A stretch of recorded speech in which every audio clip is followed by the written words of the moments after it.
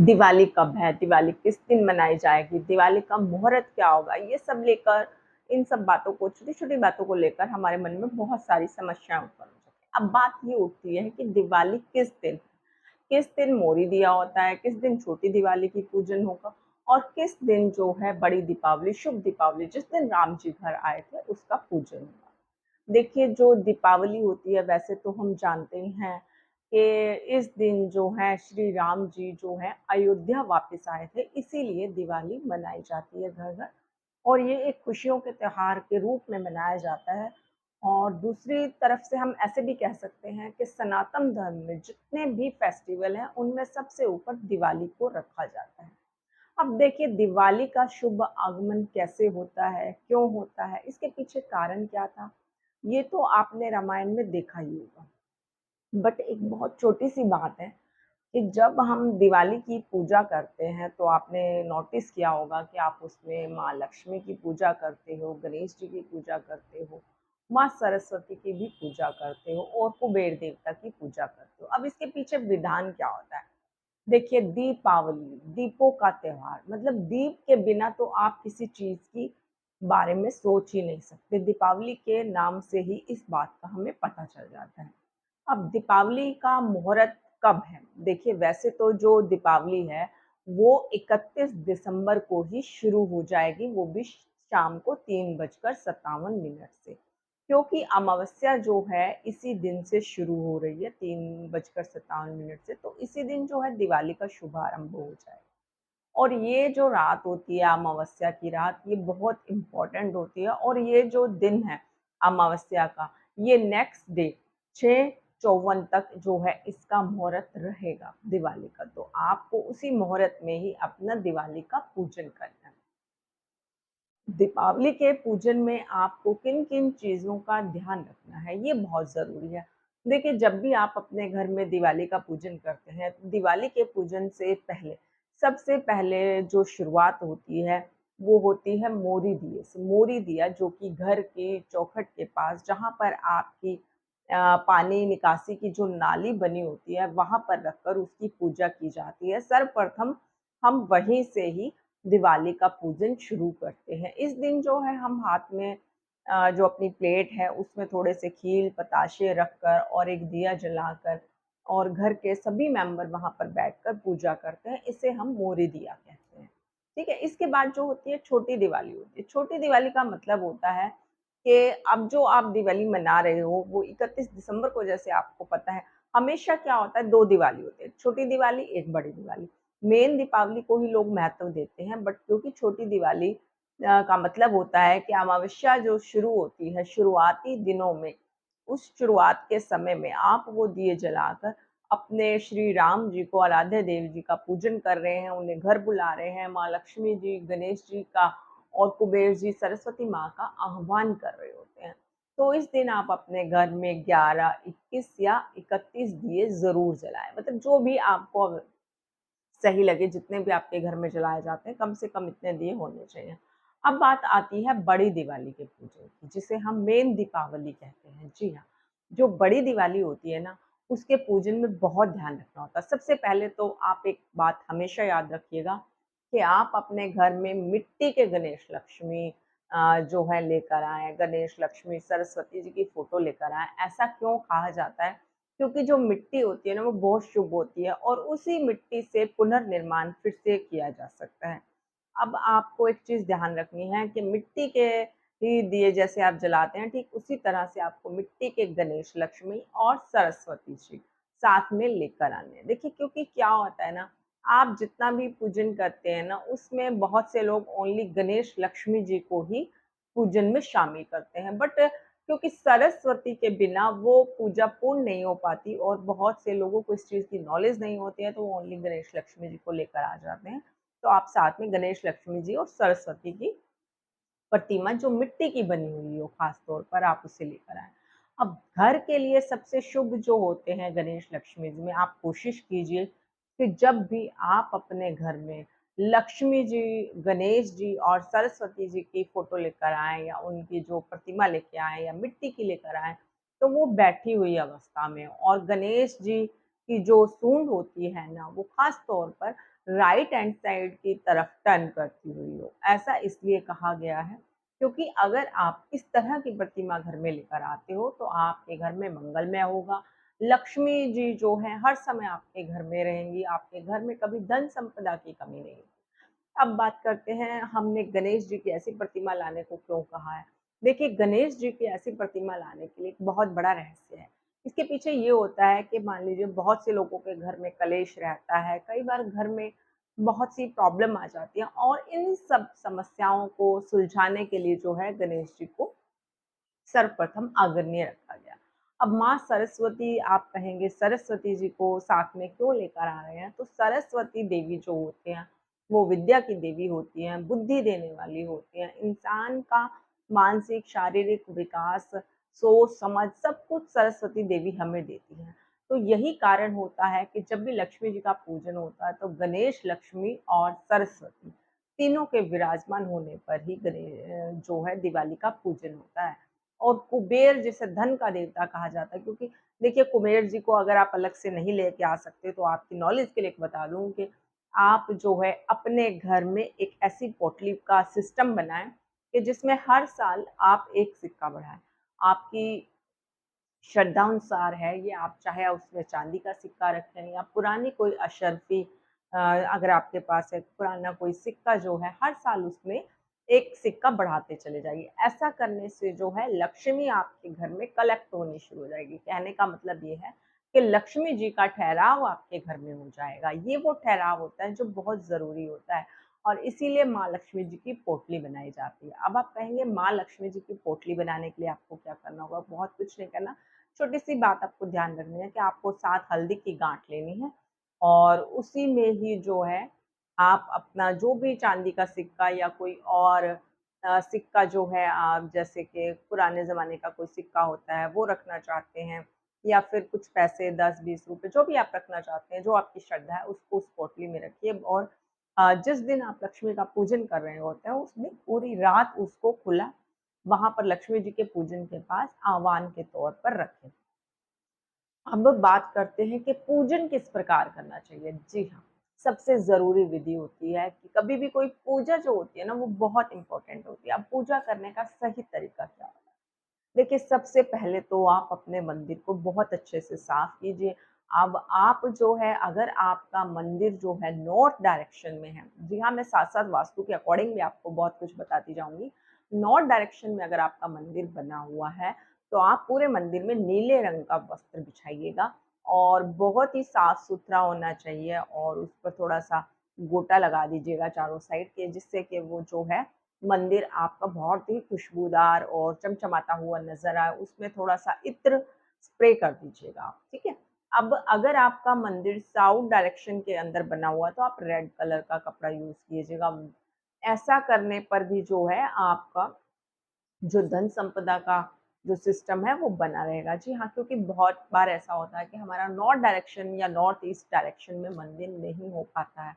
तो ऐसी सिचुएशंस में किस तरह का और कैसे आपको वस्त्र यूज़ करना है, ये बातें भी बहुत ज़रूरी होती हैं।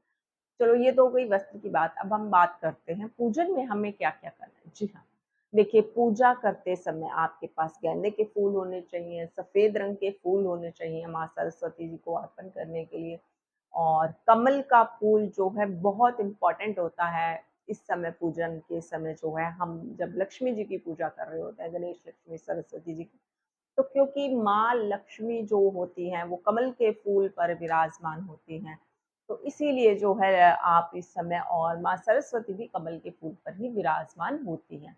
बट क्योंकि लक्ष्मी जी को सबसे इम्पोर्टेंट माना गया है, तो उन्हें जो है कमल के फूल से बहुत ही ज़्यादा लगाव होता है, तो आप कमल का फूल अवश्य रखिएगा। अब आपको अपनी प्लेट बनाते समय क्या-क्या चीज़ें रखनी चाहिए, उसमें 2 सुपारी, 7 हल्दी की गाँठ, 2 इलायची, 2 लौंग और कुछ पताशे, कुछ खील। बताशे और खीर जो होती है माँ की बहुत प्रिय होती हैं, तो भोग के समय उस समय कुछ मिठाई और 5 तरह के फल जो भी आपके पास अवेलेबल हो वो सब उसमें रखिए। अब पूजन की विधि को शुरू कैसे करना है? जी हाँ, आप एक प्लेट लीजिए आपके घर में स्टील की प्लेट हो, तांबे की हो, पीतल की हो, कोई भी प्लेट हो जिस जो आपके घर में इज़िली अवेलेबल है। वैसे तो पीतल और तांबा, काँसी ये सब शुभ माने जाते हैं। अगर ये नहीं है आप जो है बड़ी एक प्लेट लीजिए, वो भी स्टील की। अब आपको करना क्या है? अब सबसे पहले आप उसमें नवग्रह बनाइए, नवग्रह बनाने के बाद उसमें नवग्रह का पूजन कीजिए और उसके पश्चात आपको क्या करना है, एक सुपारी लेकर उसके ऊपर मौली बाँध के एक गणेश जी के रूप में आपको वहाँ पर विराजमान करनी है। और ठीक इसी तरह से एक लक्ष्मी जी के नाम की, एक सरस्वती जी के नाम की, ये आह्वान करने का एक सबसे बेस्ट तरीका होता है और एक कुबेर देवता के नाम का। 4 सुपारियों पर 4 मौली बाँध के आपको रख लेनी है। अब आपको क्या करना है, अब आप जो है अपने मंदिर में एक बड़ा घी का दीपक और एक बड़ा सरसों के तेल का दीपक, ये चीज़ें आपको जलानी हैं। ऐसा करने से क्या होगा? देखिए, जो क्या होता है ना, जो सरसों के तेल का जो बड़ा दीपक आप जलाते हैं, वो पूरी नाइट जलता है, जिसे हम यम का दीपक कहते हैं, जो आपके घर पर पहरा लगाने के लिए किया जाता है कि कोई भी नेगेटिविटी इस दिन आपके घर पर ना आ पाए, कोई बुरी शक्ति का जो है आपके घर में प्रवेश ना हो पाए, इसलिए हम इसे यम का दीपक कहते हैं। और जो घी का दीपक होता है, वो भगवान गणेश जी और लक्ष्मी जी के लिए रखा जाता है। उनको आह्वान करने के लिए रखा जाता है, तो दोनों दीपक को फुल भरकर रखिएगा, चाहे वो घी का है या तेल का है। और बाकी जो दिए हैं, वो तेल से भरे हुए रखे जाते हैं। अब जो छोटी दिवाली की बात मैंने आपको यहाँ पर बताई थी, अगर आपने उस दिन 11 दिए रखे हैं, 21 रखे हैं, 31 रखे हैं, तो नेक्स्ट डे जो बड़ी दिवाली होती है, उसमें आपको उससे डबल रखने होते हैं, उससे ज़्यादा भी रख सकते हैं। सॉरी, मेरा थोड़ा गला खराब है। अब हम बात कर रहे थे कि जब आप इस तरह पूजन कर रहे होते हैं, तो आपको 5 छोटी-छोटी मिट्टी की कुलियाँ लेनी हैं। जी हाँ, और उनको जो है खील से भर के उनके ऊपर एक-एक बताशा रखकर और उन्हें उससे ढक देना है और दिए को उसके ऊपर उल्टा करके रखना है। ये आप अपने देवी-पितरों के नाम को समर्पित कर सकते हैं। और एक प्लेट जो है लक्ष्मी जी के नाम का जो है आपको निकालनी है, जिसमें आपको सभी तरह के फल, फ्रूट, खील, बताशे रखने हैं। जितनी भी आप मिठाई लाई हैं, थोड़ी बहुत उसमें मिठाई 5-7 तरह की अलग-अलग रख दीजिए और कुछ पैसे रखकर ये जो है दक्षिणा अपने घर में किसी जो आपकी कहने का मतलब ये है कि आपके परिवार में कोई लड़की है तो उसे दे दीजिए या फिर किसी ब्राह्मण को दे दीजिएगा। ये जो थाली निकाली जाती है, इस वाली थाली का जब हम पूजन करते हैं तो इस प्रसाद को घर में नहीं खाया जाता, ये अलग से निकाला जाता है। ठीक है? तो इस तरह से आपको पूजन करना है। अब मैंने आपको बताया था कि फूल लेने हैं आपको, इत्र लेना है। तो जब आप पूजा करते हैं, तो सबसे पहले गणेश जी की आरती कीजिएगा, उसके बाद माँ लक्ष्मी जी की, माँ सरस्वती जी की आरती ज़रूर कीजिएगा। अगर सरस्वती की नहीं करते हैं, तो गणेश जी की और लक्ष्मी जी की, ये दोनों आरती आपको ज़रूर करनी है, क्योंकि इनके बिना पूजा जो है अधूरी रह जाएगी। और एक ट्रेडिशनल रीति-रिवाज के अकॉर्डिंग भी इन चीज़ों को आपको फ़ॉलो करना है। साथ-साथ मैं आपको एक चीज़ बताती हूँ कि जो लक्ष्मी जो दिवाली का जो ग्रंथ है, उसमें आपको एक चीज़ बताई गई है कि जब आप पूजा करते हैं, तो उसमें कमल का फूल ज़रूर रखें, क्योंकि कमल का फूल जो होता है, माँ लक्ष्मी को प्रिय होता है, मैंने आपको विशेष बताया था। और एक थाली को बहुत अच्छे से सजाकर उसमें थोड़े से फूल सजाकर और बीच में कमल का फूल रखिएगा। और ये जो फूलों की थाली भरी हुई होती है, इसको अलग से पूरे मंदिर में आपको रखना है और पूरे मंदिर में फूल ही फूल बिछा के रखिए और थोड़ा-सा इत्र लगा दीजिए कि जिससे कि मंदिर में बहुत प्यारी-प्यारी खुशबू हो जाए।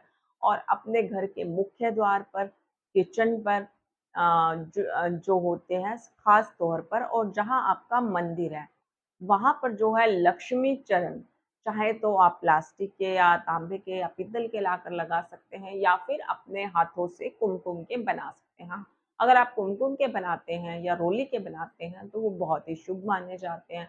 इन्हें आप ज़रूर प्रयोग कीजिएगा। और घर में एक छोटी-सी रंगोली भी बनाइएगा, जो कि माँ लक्ष्मी जी को प्रिय हो। इस तरह से अगर आप लक्ष्मी जी का पूजन करेंगे ना, तो आप बिलीव कीजिएगा कि जिस दिन आप इस तरह तैयारी करके पूजन कर रहे होंगे, तो आपको अंदर से ही एक पॉज़िटिव वाइब्स आनी शुरू हो जाएँगी। आप खुद फ़ील करेंगे कि कितना अच्छा लग रहा है, घर में पूजन हो रहा और पूरा परिवार इस दिन जो है साथ बैठकर पूजन करे।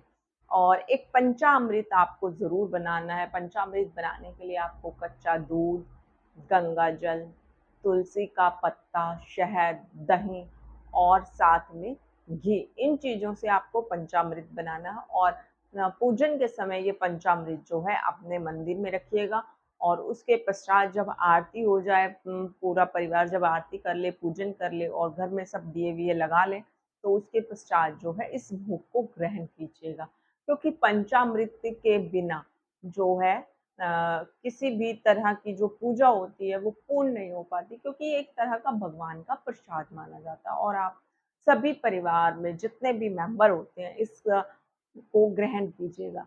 और यकीन मानिएगा कि जिस दिन आप इस तरह से दिवाली मना के देखेंगे ना, तो आपको अपने अंदर से पॉज़िटिव वाइब्स आने लगेंगी और पता लगेगा कि दिवाली का सही मायने क्या होता है।